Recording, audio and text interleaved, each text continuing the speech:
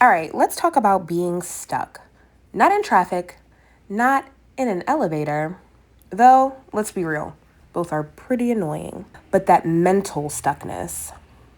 You know, when you're staring at your to do list, fully aware that things need to get done, yet somehow you end up watching cat videos or deep diving into the history of forks. So, what does stuck even mean? Are we talking about procrastination, burnout, feeling like you're running on a hamster wheel but getting nowhere? It could be all of the above, but at its core, feeling stuck is usually about patterns, psychological loops our brains get comfortable in.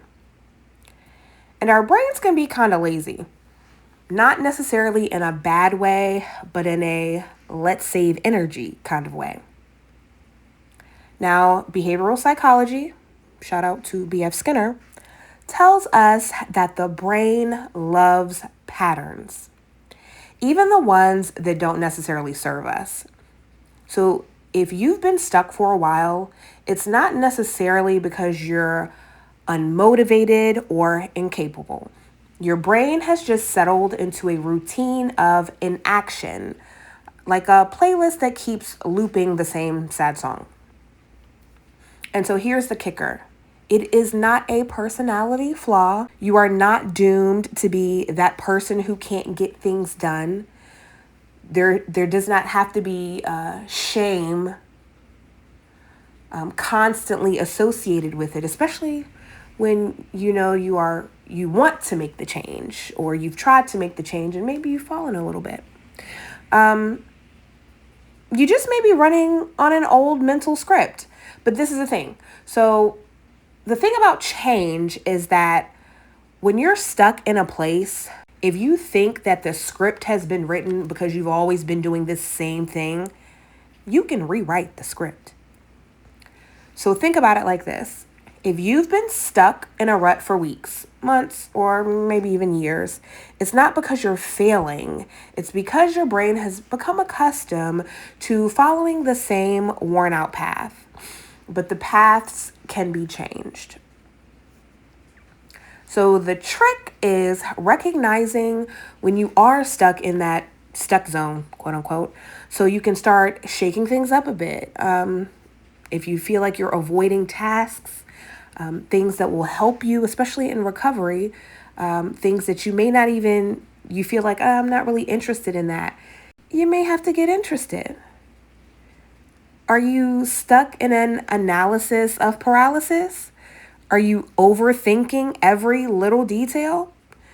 And maybe you could be burned out by trying multiple different things, or I don't know, you feel like maybe in your life you have a lot going on and so your brain is just screaming for a break.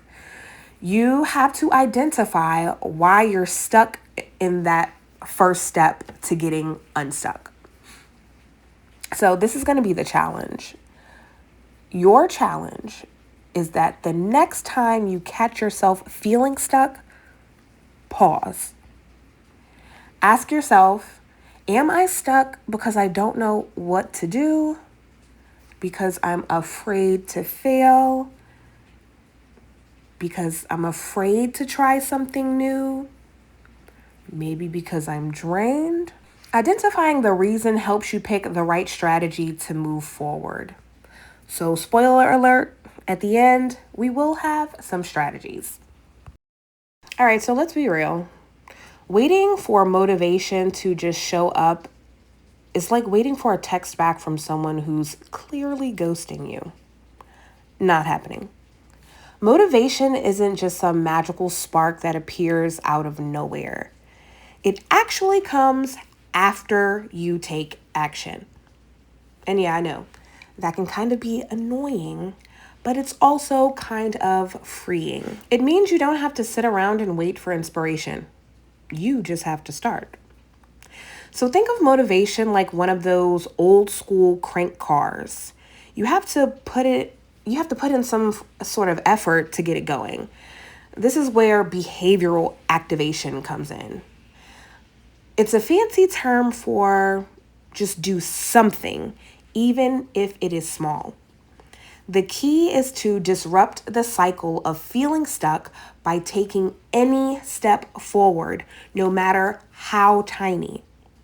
And often that's the thing. It's feeling like that doing that little thing won't actually help. Yes, it does. So let's say you're dreading like writing a report or whatever. So instead of waiting for motivation to hit, because it won't, you decide to tell yourself, I'll write one sentence. Or things like going to the gym, because it is the beginning of the year. Everybody wants to go to the gym. If the gym feels impossible, do 5 jumping jacks.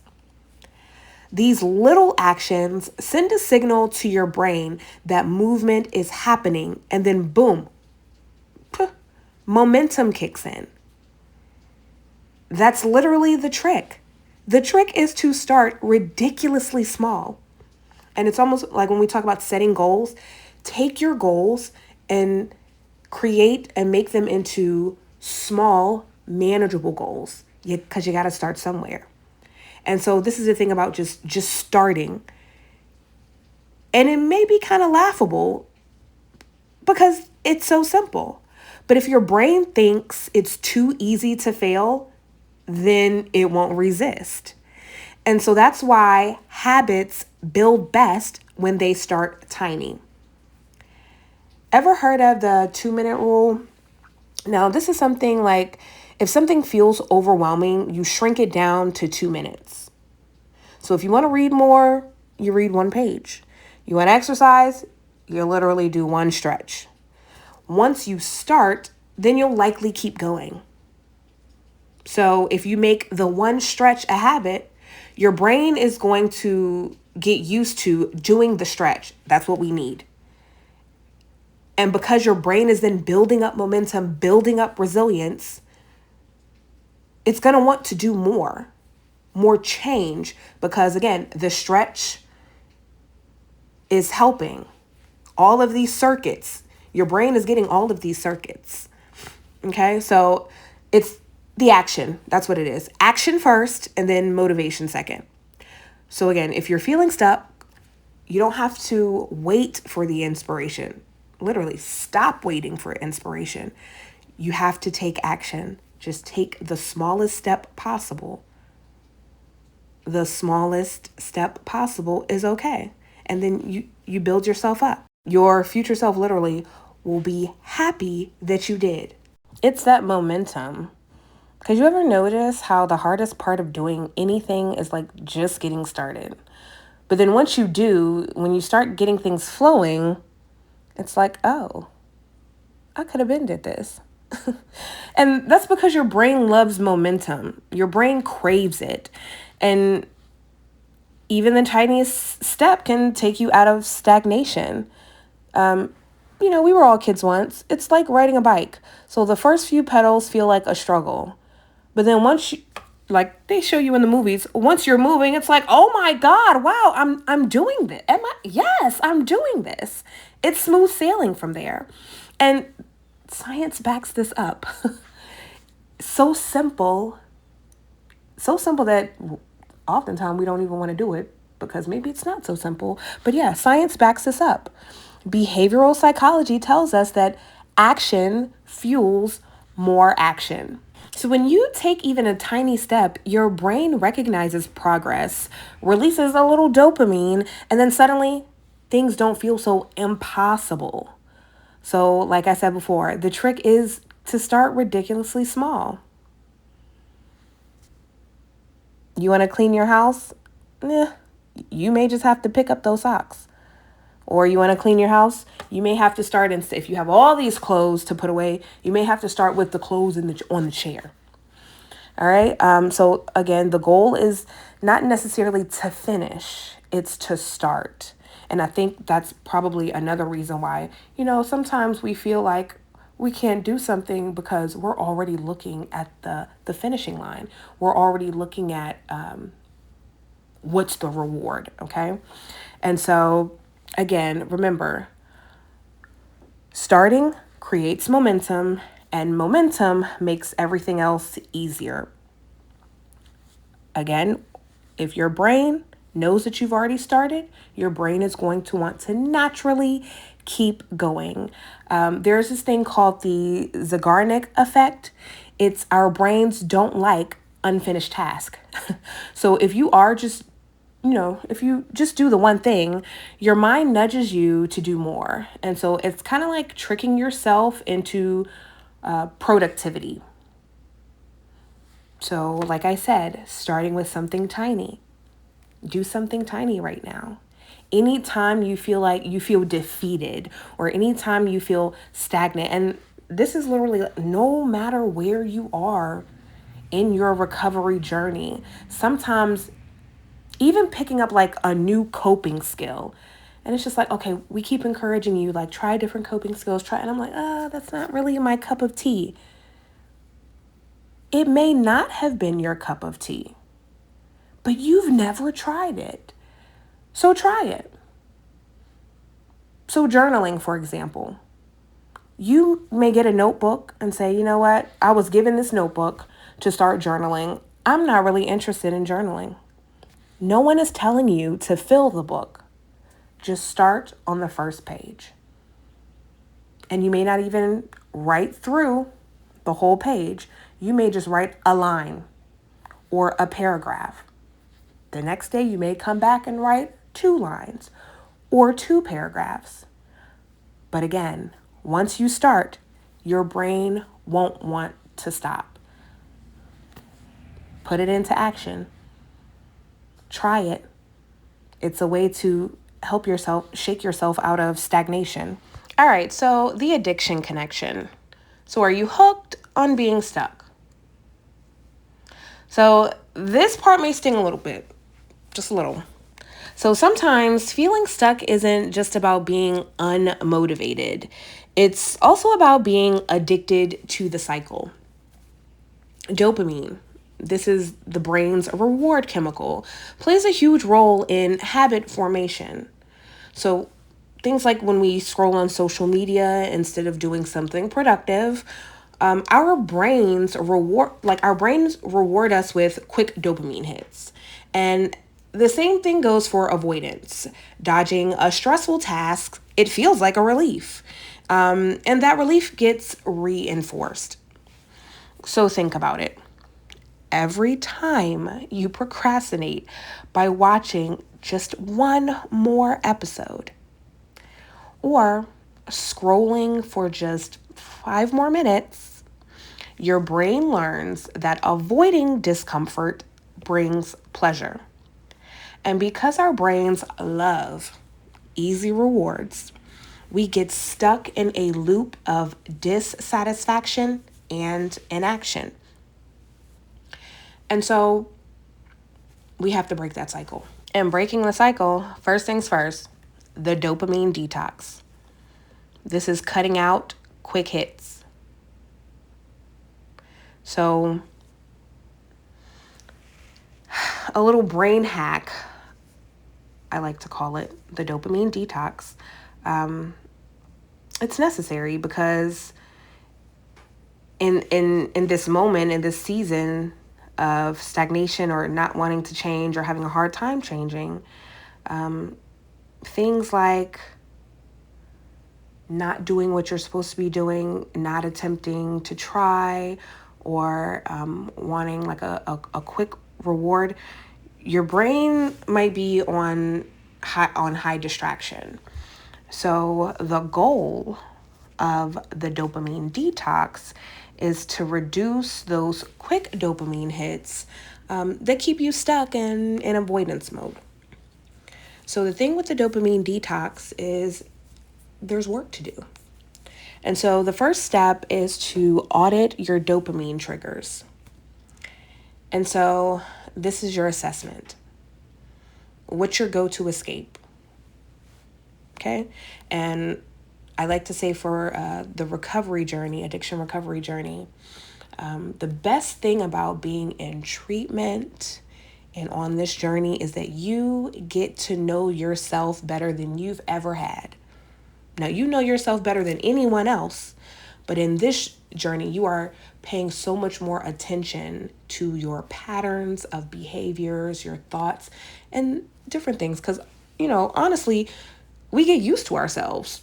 Some things that, we do, we think it's normal. And so we really get to hold a mirror up to ourselves in recovery. And so, yeah, auditing. What is your go-to escape? Do you like mindless scrolling? Do you like to binge watch? Are you the kind of person that checks your notifications every 2 seconds? Yeah, you're taking a really good look at yourself to identify the habits, pretty much just giving you cheap dopamine hits, because that's where the detox starts. Okay.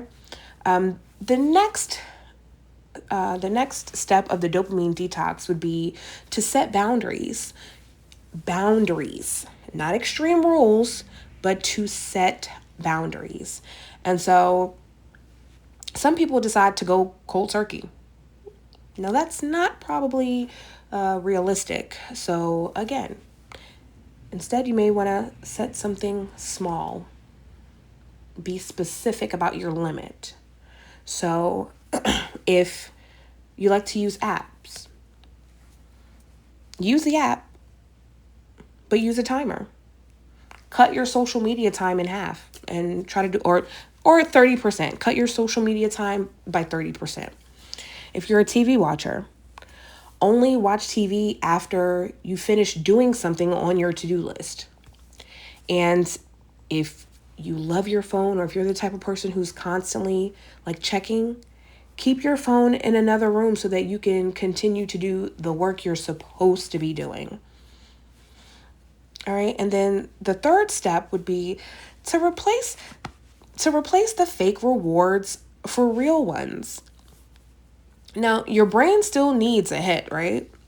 You just have to make it a good one, a healthy one. So a good one, healthy, and one that is going to help you catapult yourself into change. All right. So instead of scrolling, you may do something like take a 5-minute walk and do so without scrolling on your phone. Instead of scrolling, you may want to get in a quick stretch or listen to your favorite song, something that is going to make you feel good, okay? Because dopamine detoxing, it's not about depriving yourself. It's about retaining your brain to crave real progress over the instant gratification. The second step to breaking the cycle would be delayed gratification. And this is just training your brain to wait. Because we live in a world of instant everything. Oh my gosh. Instant streaming, instant food delivery, and instant dopamine. But real success, we know that real success takes patience.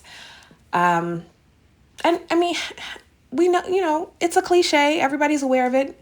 Rome wasn't built in a day.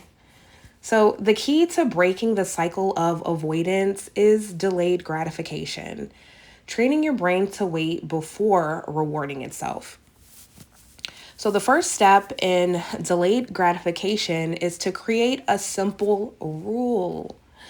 The next time you feel the urge to check your phone or to scroll social media or dive into a distraction, pause and tell yourself, you know what? I'll check my phone after I finish the task. Okay? The next step is to start small.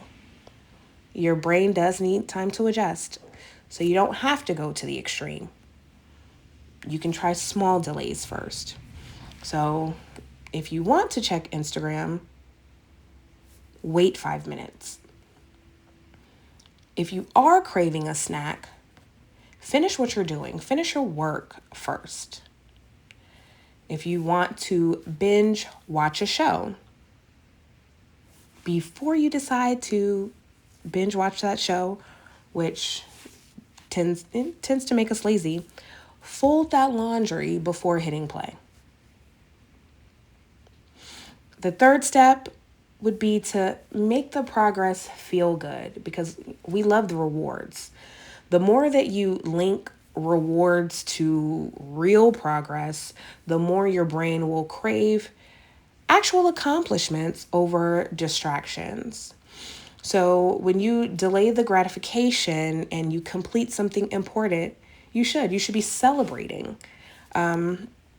Whether that's a quick break, listening to your favorite song, if you love coffee, a well-earned cup of coffee, it should be something that makes you feel good, healthy, supports your recovery journey, but makes you feel good. And then over time, this retains your brain to associate rewards with real progress and not just avoidance. Now, the third step to breaking the habit is replacing it. Replace the habit. Swap passive distractions for active ones. Because sometimes breaking free from the stuck cycle isn't necessarily about stopping a habit. It's about swapping it for a better one, a healthier one. It's taking that same energy, and putting it into something healthy, something beneficial, something holistic. All right, so instead of trying to fight the urge to procrastinate, redirect it into something more intentional. So you have to first identify your go-to distractions. What do you do when you're avoiding work? What do you do when you're mindlessly scrolling or binge watching? What are you doing when you're snacking out of boredom? Okay. You have to pinpoint those habits that you tend to fall into when you're stuck. You then have to find an active alternative. Okay. So instead of reaching for your phone, try an alternative that engages your brain or your body. So if you feel the urge to scroll, take a short walk or stretch. You feel like, I need to binge watch something. Maybe you should try another coping skill. Doodling, journaling, some other creative task instead. And the example of the snacking out of boredom, I think we can all attest to that. And I know it sucks and it may not feel like anything, but drink a glass of water. Oftentimes, when we think we're hungry and we've probably we've already eaten and we want something else, we're not hungry. You just may need water. That's it. Drink a glass of water or do something else, like tidy up your space. And it may not be like, clean your room. Just pick something. Pick maybe your dresser, tidy up your dresser, or tidy up your nightstand. Find the alternative, an alternative that will have you be active. And then also make it automatic. So the key is to making the swap easy. So you may have to keep a notebook if like doodling is going to be your thing. Keep a notebook nearby. You got to be prepared. Set the reminder to stretch. Or place your phone out of reach. So the more automatic the replacement habit is, the easier it is to break the cycle. All right, so the fourth step to breaking the cycle would be to make progress the reward. So let's talk about how to keep your brain motivated when tackling those tough tasks. So the real deal is that your brain needs incentives. Just like a car needs fuel to run, your brain needs rewards to stay on track. This is a core part of how motivation works. When you hit a goal, even a small one, your brain releases dopamine, the chemical that makes you feel good. This dopamine hit encourages you to keep going, kind of like a pat on the back from your brain. So after completing a tough project or just a hard task, you want to give yourself a treat. This may be a coffee break on the porch, taking the time to listen to a podcast that you love, or just some guilt-free downtime. But why is that so important? There is actually a lot of science behind it. So motivation isn't just a buzzword. It's not trendy. It's a real psychological process that involves a lot of brain activity. Studies on addiction and behavior show that rewards help reinforce positive behaviors. Basically, the more you reward yourself for the effort, the more your brain gets into the groove of pushing through challenges. So it's like training your brain to crave progress. And we see this principle all over the place, especially in addiction treatment. When people are working through their recovery, rewarding themselves for staying on track can help them build new habits. It's like replacing the old unhealthy patterns with new healthier ones. If a person who's working through addiction can be trained to see progress as something rewarding, they're more likely to stay committed. And so the same goes for any big challenge. And let's be real. We all need something to look forward to when the grind is too tough. Whether you're doing something big, whether you're studying, whether you're trying to develop new habits, having a reward waiting for you can make a world of a difference. It's like saying, hey, brain, I know it's hard right now, but guess what? There's something sweeter on the other side. So the more you do this, the more your brain starts to recognize that working hard, it's worth it. So here's the quick warning. You don't want to make the reward too big, like going on a shopping spree or indulging in junk food every time, you get something done.